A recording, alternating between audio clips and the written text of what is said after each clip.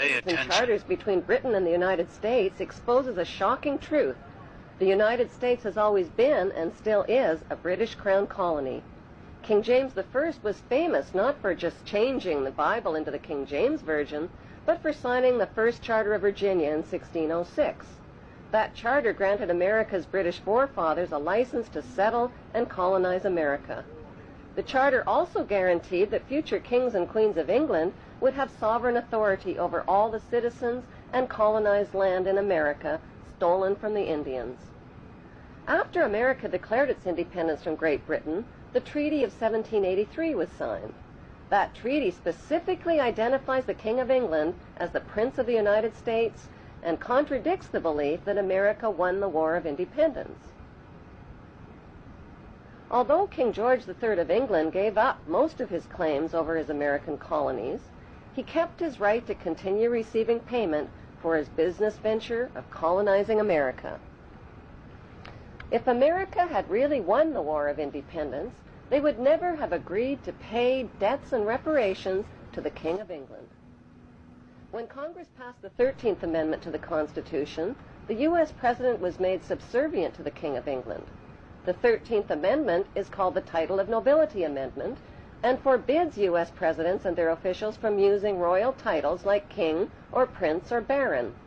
For some mysterious reason, the 13th Amendment, which was ratified in 1810, no longer appears on current copies of the Constitution. America's blood-soaked War of Independence against the British bankrupted America and turned its citizens into permanent debt slaves of the king. In the War of 1812, the British torched and burned to the ground the White House and all U.S. government buildings and destroyed ratification records of the U.S. Constitution. 1 century later, a corrupt U.S. Congress committed the biggest theft in world history.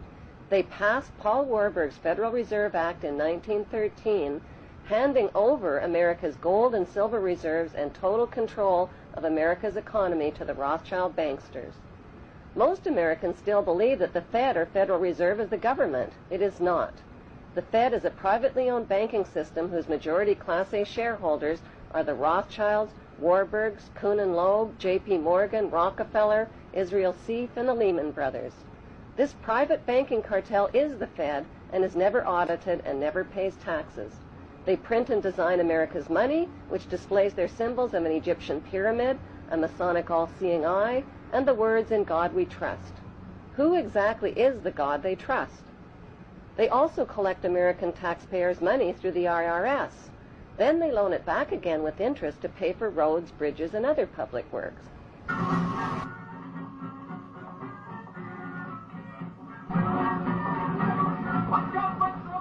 American presidents are handpicked and financed by these special interest power groups. Like George W. Bush, John Forbes Kerry, whose initials are JFK, is a member of Yale University's Skull and Bones Brotherhood.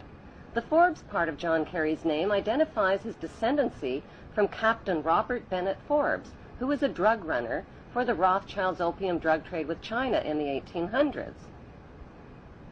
Most U.S. citizens believe that the United States is a country and that the President is the most powerful man on earth. The United States is not a country. It is a corporation, and the President is President of the Corporation of the United States. He and his elected officials work for the corporation, not for the American people. Since the United States is a corporation, who owns the corporation of the United States? Like Canada and Australia, whose leaders are prime ministers of the Queen and whose land is called Crown Land, the United States is just another Crown colony.